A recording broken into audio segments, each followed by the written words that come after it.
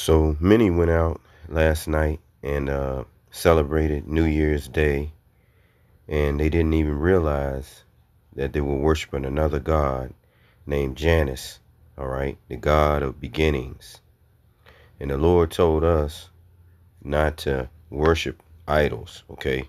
The children of Israel, all right, the Israelites, all right? And it reads here at Exodus 20:2, I am the Lord thy power, which have brought thee out of the land of Egypt, out of the house of bondage.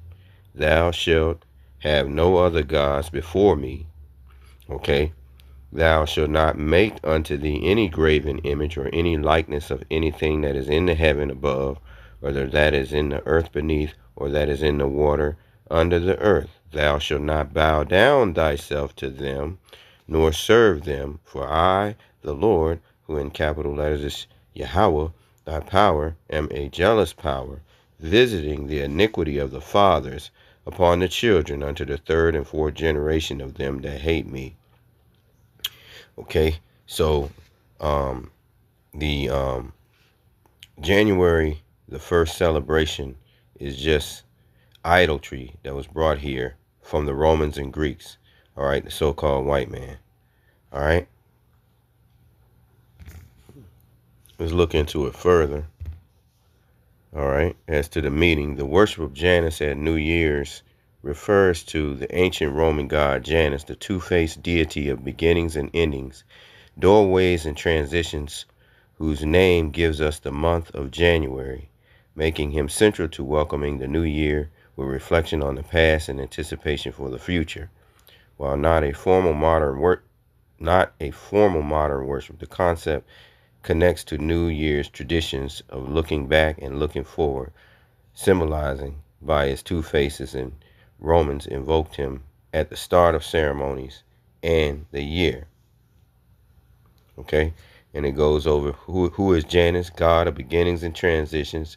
He governs doorways, passages, time, and new ventures. Two-faced, one face looks to the past,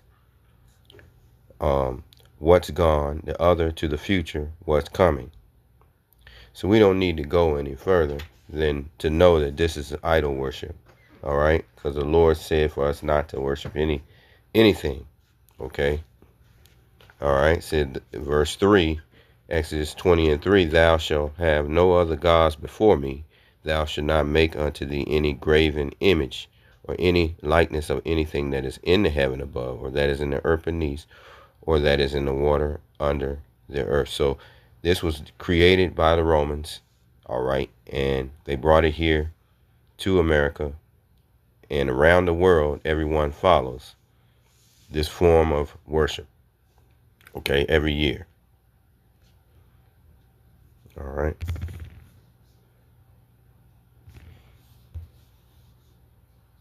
'26 has kicked off on a very horrific and sad note, with over 40 people perishing and over 100 people being injured in an explosion. So just past midnight, an explosion and fire took the lives of over 40 people and injured over 100. The scene was horrific. Take a look at this video. These people were at a bar at a ski resort in Switzerland, having drinks, celebrating the new year. When this happened, take a look at this. There are reports that it was an explosion that caused this fire at that ski resort, taking the lives of over 40 people and injuring over 100. This is both horrific and tragic at the same time. You think about this happening on one of the most symbolic days of the year, in one of the safest places there is, in a controlled environment, a ski resort in Switzerland. All of a sudden, something like this happens, and dozens of people lose their lives. It is tragic.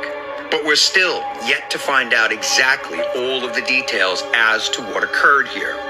And hopefully it was a tragic accident and nothing other than that. Because of the coincidence of the exact date and time it happened, people on vacation, celebrating New Year's, in a bar, enjoying life. So once again, I am not telling you what you should be thinking occurred here. We don't know what occurred here.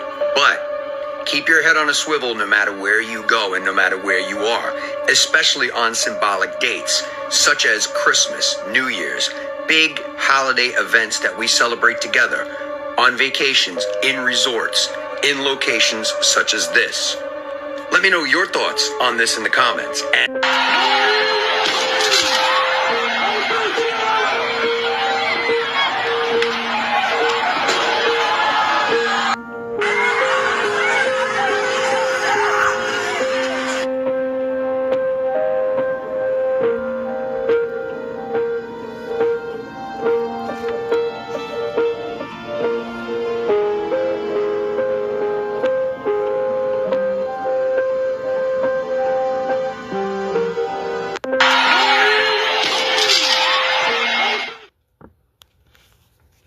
So all praises to Yahweh, Bahashem, Yahweh Shai, Bahashem, Rekakwadash. Peace and blessings to the hopeful elect, and double honors to the elders at Great Millstone. This lesson is entitled, the January 1st celebration is idolatry. Okay, all right. New Year's celebration is idolatry.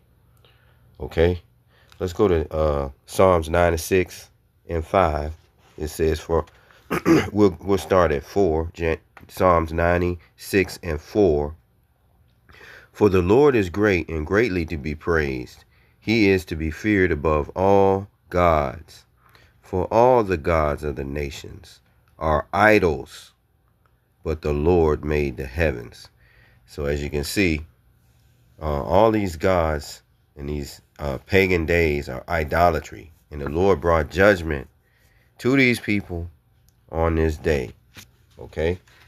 All right? The Lord brought judgment on them. Let's go to Isaiah 45 and 7.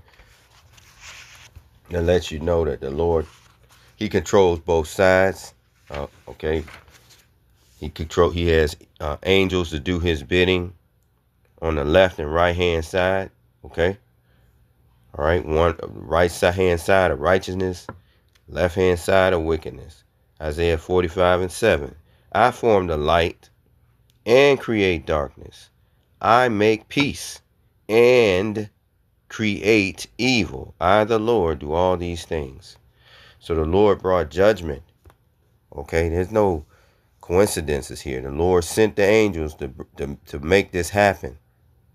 All right, okay, to cause this explosion, to kill a lot of these and injure these people. All right, the Lord did that. Why? Because it's wickedness.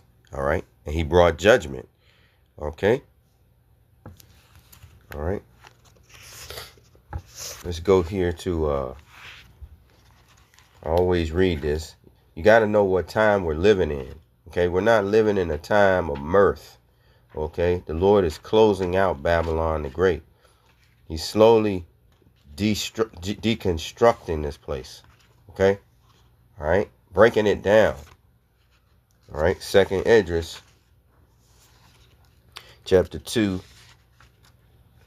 Second Esdras, chapter 15, verse 1. Behold, speak thou in the ears of my people the words of prophecy, which I will put in thy mouth, saith the Lord, and cause them to be written in paper, for they are faithful and true. Fear not the imaginations against thee. Let not the incredulity of them trouble thee that speak against thee. And he's talking about the prophets, the men of the Lord, and believers, right? For all the unfaithful shall die in their unfaithfulness. Behold, saith the Lord, I will bring plagues upon the world, the sword, famine, death, and destruction. For wickedness have exceedingly polluted the whole earth, and their hurtful works are fulfilled. Okay? So these hurtful works of the dominion of Esau, Edom, the so-called white man that's ruling the earth right now, the power has been put in his hands. All right? Okay? It's coming to an end. The Lord is bringing it down. Okay? And the Lord controls the angels. All right?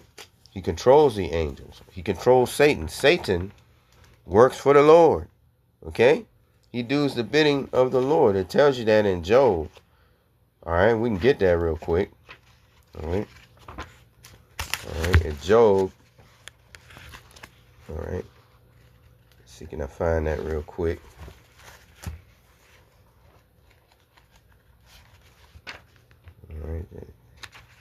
Job chapter 1, I think. Let's see here.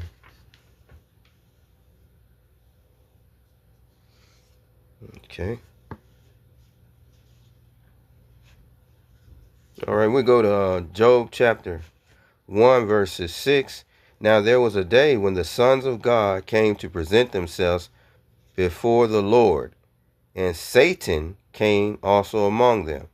So you catch that? Satan is a son of God, okay, on the left-hand side. He was created by the Lord. And the Lord said unto him, Whence comest thou? Then Satan answered the Lord and said, From going to and fro in the earth, and from walking up and down in it. Okay? And the Lord said unto Satan, Hast thou considered my servant Job, that there is none like him in the earth, a perfect and upright man, one that feareth the Most High, and escheweth evil? Then Satan answered the Lord and said, Does Job fear the Most High for naught? Has not thou made an hedge about him, and about his house, and about all that he has on every side? Thou hast blessed the work of his hands, and his substance is increased in the land. But put forth thine hand now, and touch all that he has, and he will curse thee to thy face. And the Lord, all right, whose name is Yahweh, all right, said unto Satan, Behold, all that he has is in thy power, only upon himself put not forth thine hand. So Satan went forth from the presence of the Lord. So the Lord commanded Satan, allowed Satan to bring harm. Okay, he got boils put on him. He had his family put to death. All of that. Okay, that's the reason why you have to fear the Most High, because he controls the left-hand side too of evil angels. All right. Okay, he can put spirits on you, and you can run into a tree in your car driving down the road. Okay, if you going against the Lord, if you seeking wickedness, you ain't seeking the Lord can cause all kind of mischief to happen. He's in control of the spirit world. Okay, that's what a lot of people just don't understand. Okay, he's in control of the spirit world. So these people, they were enjoying themselves here, all right, and having a good time in idol worship, and the Lord was angry, and he sent forth an angel, and they whispered in the ear of somebody, and they caused this to happen. Okay, that's what happened.